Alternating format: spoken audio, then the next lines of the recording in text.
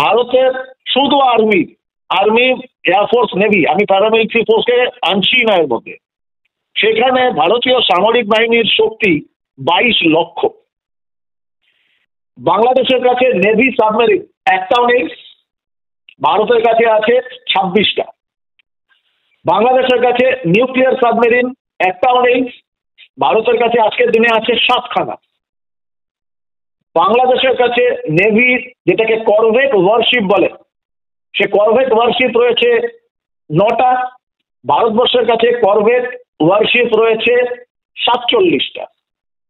বাংলাদেশের কাছে aircraft carrier, যে বড় বড় যুদ্ধজাহাজ দেখি যেখানে এয়ারক্রাফট ক্যারিয়ার করে নিয়ে যায়, এয়ারক্রাফট গুলো যুদ্ধের সময় ওখান থেকেই ল্যান্ডিং, ওখানে টেক অফ সব হয়, সেই রকম এয়ারক্রাফট বাংলাদেশের কাছে রয়েছে মাত্র একটা। আর ভারতবর্ষের কাছে আজকের দিনে রয়েছে 7খানা। এয়ারফোর্সের কমব্যাট এয়ারক্রাফট বললাম, আপনি দেখছেন যে কমপ্লিট বাংলাদেশ আর ভারতের তুলনায় কোন জায়গাটা পৌঁছে গিয়েছে। তো এখন নমস্কার, নতুন বাংলা থেকে বলছি সন্ময় বন্দ্যোপাধ্যায়। কাল যদি যুদ্ধ লাগে বাংলাদেশের সঙ্গে ভারতের, কল্পনায় নয় বাস্তবে, যদি এমন দিন আসে যেদিনকে ভারতবর্ষ এবং বাংলাদেশ নিজেদের মধ্যে যুদ্ধে নেমে পড়লো এবং কনভেনশনাল ওয়ার দিয়ে শুরু হলো স্ট্র্যাটেজিক ওয়ারটাকে দূরে সরিয়ে রেখে, কি হতে পারে আমরা সেই নিয়ে জল্পনায় নয় কল্পনায় নয় বাস্তবে একটু গা ভাসাবো। আমি সরাসরি ভারতবর্ষের মিলিটারি ইকুইপমেন্টস কি, সৈন্যবাহিনী কত, স্থল জল অন্তরিক্ষে আমাদের সৈন্য কত এবং কম্পারেটিভলি বাংলাদেশের সেটা কত, এবং ভারত যদি বাংলাদেশের সঙ্গে লড়াইয়ে যায় বা বাংলাদেশ যদি ভারতের সঙ্গে লড়াইয়ে যায়, তাহলে বাস্তবে কতক্ষণ বাংলাদেশ সেটা রেজিস্ট করতে পারবে, এটা আমাকে ভাবিয়েছে বেশ কিছুদিন ধরে। আমি আজকে এই নিয়ে প্রতিবেদন পেশ করছি। আমি সরাসরি ইন্টেলিজেন্স কর্তা দীপাঞ্জন চক্রবর্তীর কাছে, যিনি হার্ড স্ট্যাটিস্টিক্স নিয়ে কাজ করেন প্রতিদিন, তাঁর কাছে গিয়েছিলাম তাঁর কথা শোনার জন্য। একদম data based fact and figure আমাদের নতুন বাংলা দর্শকদের জন্য দিয়েছেন। যদি যুদ্ধ লাগে তিনি পরিষ্কার বলছেন 7 থেকে 8 ঘন্টা বাংলাদেশ রেজিস্ট করতে পারবে, আর তারপর 24 ঘন্টার মধ্যে শেষ, সমস্ত আশা স্বপ্ন হুজুগ সব শেষ। মোহাম্মদ ইউনূস সেই দিকেই বাংলাদেশকে ঠেলে ফেলার চেষ্টা করছেন, একটা অদ্ভুত রাজত্বে বিরাজ করছেন। শেখ হাসিনাকে বিদায় করেছেন, একটা সরকার গড়তে পারেন, সেই সরকার বাংলাদেশের মানুষকে স্থায়িত্ব দেবে, আর্থিক সবলতা দেবে এবং বাংলাদেশের মানুষকে ভালোভাবে বাঁচার একটা স্বপ্ন নিয়ে বাঁচার সুযোগটা দেবে। সেটা না করে মোহাম্মদ ইউনূস যেটা করলেন সেটা হচ্ছে নিজের পলিটিক্যাল কেরিয়ার। ভাবুন তো, 84 বছরের একজন বৃদ্ধ মানুষ, লোকে তাকে এখন বৃদ্ধ ভাম বলছেন, তো সেই 84 বছরের একজন বৃদ্ধ মানুষ যার পেছনে একটা নোবেল পুরস্কার আছেন, সেই মানুষটা বাংলাদেশের এন্টায়ার বাংলাদেশকে একটা যুদ্ধের দিকে ঠেলে দেওয়ার পরিকল্পনা করছেন কি না, তার রাষ্ট্রপতির চেয়ারটা দেওয়ার দরকার। কি পাচ্ছেন মোহাম্মদ ইউনূস? একটা ইন্টারিম সরকার, অন্তর্বর্তীকালীন সরকার। বৈষম্য বিরোধী ছাত্র সমাজ যে আন্দোলন করেছিল তাতে শেখ হাসিনার সরকারের পতন হয়েছিল এবং সেখানে একটা ইন্টারিম সরকার হবে। সেই ইন্টারিম সরকারে এমন একজন অ্যাকসেপ্টেড ফিগারকে মাথায় বসানো হবে যিনি অন্তত বাংলাদেশটাকে নির্বাচনের দিকে নিয়ে গিয়ে নতুন সরকারের হাতে হস্তান্তর করবে। এই তো ছিল বৈষম্য বিরোধী ছাত্র সমাজের আন্দোলনের আলটিমেট লক্ষ্য। কি হলো? মোহাম্মদ ইউনূস যেহেতু নোবেল পুরস্কার প্রাপ্ত, আন্তর্জাতিকভাবে পরিচিত, প্যারিসে তার বাড়ি, প্যারিসে তার কোম্পানি, ব্যবসা সব কিছু, সেই মানুষটিকে ধরে নিয়ে এলেন, প্যারিসে সরাসরি আমন্ত্রণ জানালেন। মোহাম্মদ ইউনূস রাজি হয়ে গেলেন, একদম ফ্লাইটে উঠলেন, সুটকেস নিয়ে এলেন, সরাসরি ইন্টারিম সরকারের, অন্তর্বর্তীকালীন সরকারের প্রধান পরামর্শদাতা হিসেবে তিনি শপথ নিলেন এবং তারপর তিনি রাষ্ট্র শাসনে মনোনিবেশ করলেন। বাংলাদেশের মানুষের বেসিক এক্সপেকটেশন কী ছিল? যে তিনি দেশটাকে ভালোভাবে কিছুদিন চালিয়ে নতুন নির্বাচিত সরকারের হাতে ক্ষমতা হস্তান্তর করবে, এই তো বেসিক কাজ। সেই লোকটি কী করলেন? হিন্দু মুসলমান রাইট লাগিয়ে দিলেন। সেই লোকটি কী করলেন? হিন্দু নিধনযোগ্য লাগিয়ে দিলেন। সেই লোকটি কী করলেন? বিভিন্ন প্রাক্তন মিলিটারি যারা করাপ্টেড ব্যক্তি, তাঁদের সবাইকে বাছাই করে নিয়ে সমস্ত ইলেকট্রনিক্স মাধ্যম, গণমাধ্যম, ডিজিটাল পোর্টালে বসিয়ে দিলেন যে তুমি আমার হয়ে কথা বলো, এবং বলতে গিয়ে সামগ্রিকভাবে সমস্ত ব্যাপারটা এমন যেন ভারত বিদ্বেষী একটা প্রচার করো, একদম এজেন্ডা সেট করে দিন ভারত বিদ্বেষী প্রচার করো। তাহলে কী হবে? বাংলাদেশের মানুষের মধ্যে ওই ভারত আমাদের ঠকাইছে, ভারত আমাদের ঠকাইছে, ভারত আমাদের ঠকাইছে। এদিকে ভারতের দেওয়া চাল, গম, আনাজ, রসুন, পেঁয়াজ সমস্ত কিছু ভারত থেকে যায়, এমনকি ডিম। সাম্প্রতিককালে আপনারা জানেন না, এই শেখ হাসিনার বিদায়ের পরও ভারত সরকার 4.5 কোটি 9 কোটি ডিম বিনা পয়সায় পাঠিয়েছে। যে বাংলাদেশ সরকারের সামর্থ্য নেই, 9 কোটি ডিম আমি বিনা পয়সায় দিচ্ছি। যে ডিম ভারতবর্ষে 7 টাকা 8 টাকা 9 টাকা করে দাম, সেই ডিম বিনা পয়সায় 9 কোটি ডিম নরেন্দ্র মোদী সরকার বাংলাদেশ সরকারকে পাঠিয়েছে। এটা সৌজন্যের খাতিরে, এটা সরকার ট্রানজিশনাল ফেজে রয়েছে এবং সরকারের পাশে দাঁড়ায়। 5টা ইউনিট থেকে, সেক্টর থেকে বিদ্যুৎ সাপ্লাই করায়। প্রতিদিন হাজার হাজার ট্রাক কাঁচা আনাজ নিয়ে ঢুকছে। আজকে আলু সেখানে বাংলাদেশে বাজারে অবস্থা 120 টাকা কেজি, ভাবতে পারেন। আমি দেখছিলাম একটি শোতে, একজন মানুষ হোটেলে গিয়ে খেলে তার 300 টাকা খরচ করলে তবে তিনি এক ডিশ খাবার পেতে পারেন। কোথায় নিয়ে গিয়ে ফেললেন লোকটি, আমি অবাক লাগছে। যে নোবেল পুরস্কার প্রাপ্ত একজন মানুষ, সে মানুষটা বাংলাদেশের মানুষকে এইভাবে বেইমানি করছেন নিজের জাস্ট পলিটিক্যাল কেরিয়ারটাকে গড়ে তোলার জন্য। আলটিমেটলি কী করছেন? ভারতের বিরুদ্ধে রণংদেহী, যুদ্ধাংদেহী, এই চিকেন নেক কেড়ে নেবো, এই অমুক করে নেবো, এই তমুক করে নেবো, এইসব করতেন। একদিকে এটা করছেন, ওদিকে হিন্দুদের সম্পত্তিগুলোকে দখল করাচ্ছেন। চূড়ান্ত বহুলবাদী একটি মুখ হয়ে উঠেছেন মোহাম্মদ ইউনূস। সমস্ত হিন্দুদের সম্পত্তিগুলোকে দখল করাচ্ছেন, মন্দিরগুলোকে ভাঙাচ্ছেন। হিন্দু মহিলা দেখলেই হিন্দু মহিলাদের বাড়ির বাইরে বেরোনোর অবস্থা নেই। বাংলাদেশে পরিস্থিতি এত কঠিন করে রেখেছেন। এখন ধর্মীয় লোকেদের সব ডেকে ডেকে বলছেন একটা শুনছি একটা অত্যাচার হচ্ছে, দেখতে পাচ্ছেন না? প্রধান পরামর্শদাতা বাংলাদেশে, তিনি দেখতে পাচ্ছেন না যে বাংলাদেশে হিন্দু নিধন যজ্ঞ চলছে। আর সেই সময় দাঁড়িয়ে এক শ্রেণীর প্রাক্তন মিলিটারি জেনারেলদের বসিয়ে দিয়েছেন টিভির ক্যামেরার সামনে, বসিয়ে প্রচার করছেন এই বাংলাদেশ, ভারত আমাদের শত্রু, ভারত আমাদের গিলে খেলছে, ভারত আমাদের ঠকিয়েছে। একটা ভারতবর্ষের সঙ্গে আবার একটা যুদ্ধ করে নেওয়া যায়। যুদ্ধের রেজাল্টটা কি জানেন মোহাম্মদ ইউনূস? ভারতবর্ষ কিন্তু জানে। ভারতবর্ষ দীর্ঘদিন ধরে পাকিস্তানের সঙ্গে যুদ্ধ লড়েছে। বাংলাদেশে মুক্তিযুদ্ধে ভারতবর্ষ বাংলাদেশকে স্বাধীন করেছে।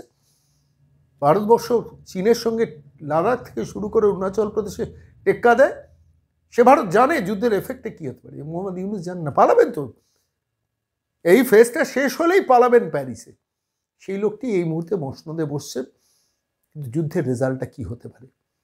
দীপাঞ্জন চক্রবর্তী বলছেন সন্ময়বাবু 7 থেকে 8 ঘন্টায় বাংলাদেশকে স্ম্যাশ করে দেবে ভারতবর্ষ যদি সত্যি যুদ্ধের দিকে যায়। আর maximum it will take 24 hours. কী শক্তি, কী ক্ষমতা, কত ম্যান পাওয়ার, কত আর্মস অ্যান্ড অ্যামিউনিশনস, একদম স্ট্যাটিস্টিক্স দিয়ে, ডিটেলস দিয়ে দীপাঞ্জন চক্রবর্তী পেশ করলেন তার রিপোর্ট নতুন বাংলায়।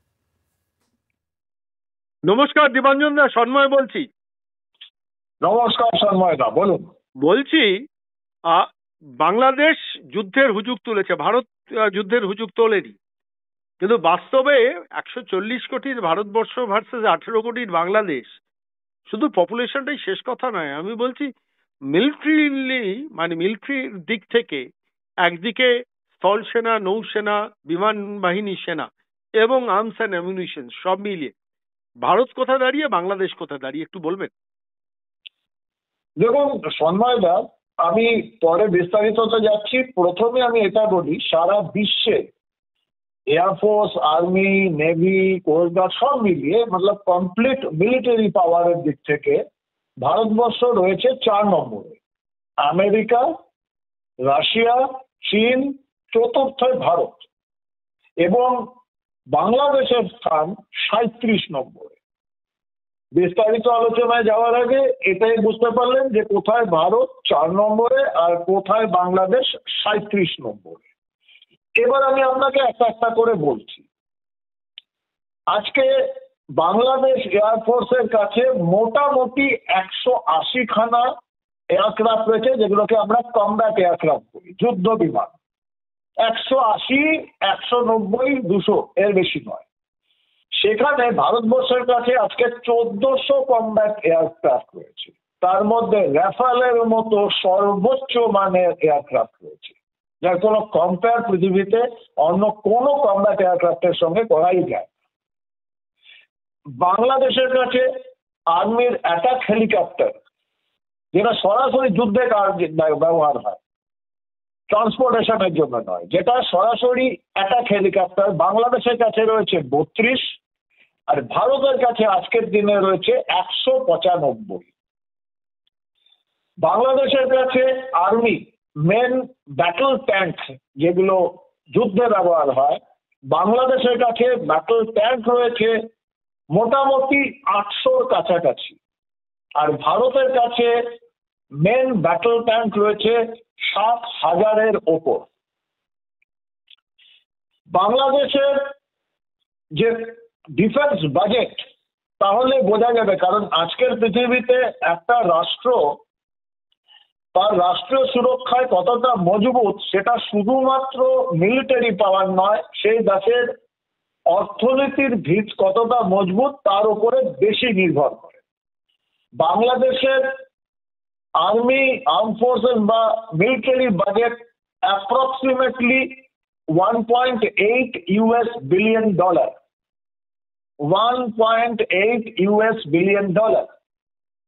ভারতবর্ষের আজকের আমি 2020-21 ডেটা, 2020-21 ভারতবর্ষের মিলিটারি বাজেট ছিল $56.84 বিলিয়ন। কোথায় $2 বিলিয়ন আর কোথায় $56 বিলিয়ন। আমি আপনাকে একটার পর একটা বোঝাই।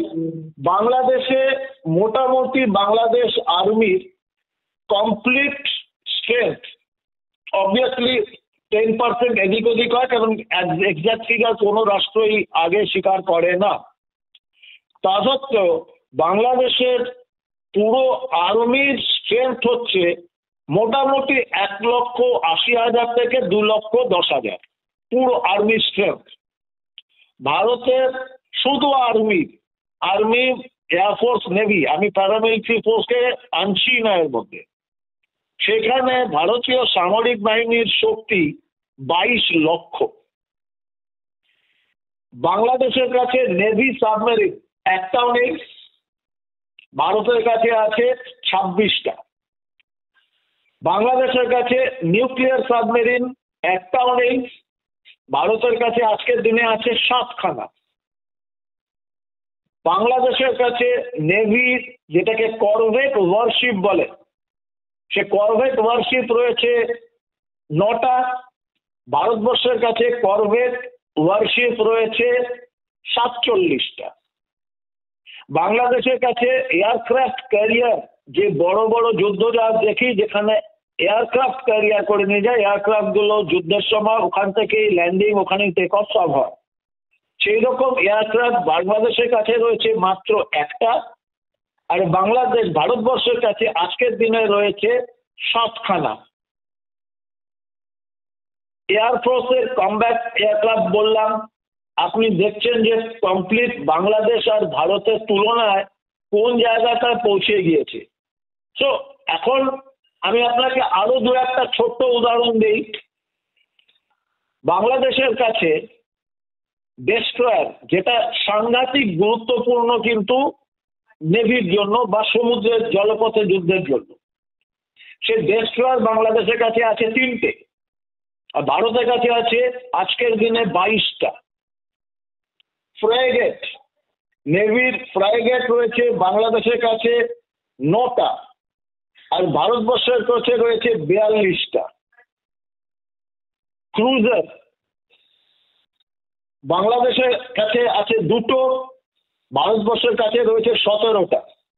এবং আমি এগুলো কনফার্ম ডেটা বলছি না, এই ডেটার বেসিসে বাংলাদেশ আর ভারতের ক্রিকেটে যে দূরত্ব, অর্থনীতিতে যা দূরত্ব, সামরিক শক্তিতে অলমোস্ট ততটাই বা তার থেকে অনেক বেশি দূরত্ব। তো বাংলাদেশকে সামরিক শক্তি হিসাবে দেখলে ভারতের কাছে একটু বড় সাইজের পোকা বলা যেতে পারে, এর থেকে বেশি কিছু আমি অন্তত বলতে পারছি না। সন্ময়দা, না, আপনি ডেটা স্ট্যাটিস্টিক্স সবই বুঝলাম। ব্যাপারটা হচ্ছে আমার এখানে একটু একটু অন্য প্রশ্ন রয়েছে। ওয়েপন্স এর দিকটা, মানে যে অস্ত্র, আমি বলছি যে সাবমেরিন ঠিক আছে, it's a part of the weapon, আমি অস্বীকার করছি না। যা আধুনিক অস্ত্র আছে তার ধারে কাছে কি বাংলাদেশ পৌঁছতে পারবে এই মিসাইল থেকে? কম্পেয়ার নেই সন্ময়দা। দেখুন, যখন স্থল যুদ্ধ হয় ওয়ারে কনভেনশনাল ওয়ারফেয়ারে, বিশেষ করে বাংলাদেশের যে একটা বিস্তীর্ণ অঞ্চল ভারতের সীমান্তের সঙ্গে জড়িত রয়েছে, চট্টগ্রাম এলাকা বা আমাদের এই আসাম, ত্রিপুরা, মণিপুর, মিজোরাম এর সঙ্গে সন্নিহিত যে বাংলাদেশের এলাকা, এই এলাকাটা যেহেতু পর্বত এলাকা, ভারতবর্ষের কাছে আজকের দিনে ভারতের মাউন্টেন ডিভিশন পৃথিবীর শ্রেষ্ঠতম মাউন্টেন ডিভিশন। আর আজকের দিনে ভারতবর্ষের কাছে 22খানা মাউন্টেন ডিভিশন রয়েছে। বাংলাদেশের মাউন্টেন ডিভিশন ভারতের 1/10 নয়। এবং মাউন্টেন ডিভিশন, ভারতবর্ষের মাউন্টেন ডিভিশন সারা পৃথিবী স্বীকার করে, আমেরিকা, রাশিয়া, চীনের মতো শক্তি স্বীকার করে যে ভারতবর্ষের মাউন্টেন ডিভিশন ওয়ার্ল্ডের ওয়ান অফ দ্য বেস্ট। এই জন্য, কারণ আমেরিকার মাউন্টেন ডিভিশনের সেরকম রোল নেই, চীনে আছে, আর রাশিয়াতেও সেরকম কোনো রোল নেই।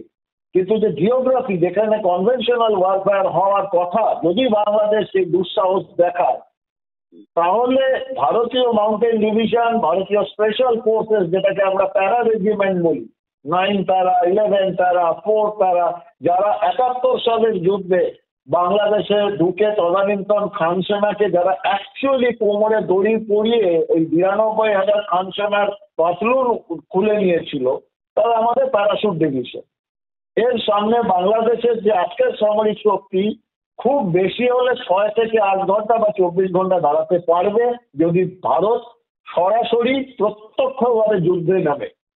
24 ঘন্টার বেশি বাংলাদেশের সামরিক বাহিনী ভারতের সামনে দাঁড়াতে পারবে না। মানে আপনি বলছেন 24 ঘন্টায় বাংলাদেশের সামরিক বাহিনী ভেঙে পড়বে, তাই তো? অ্যাবসলিউটলি।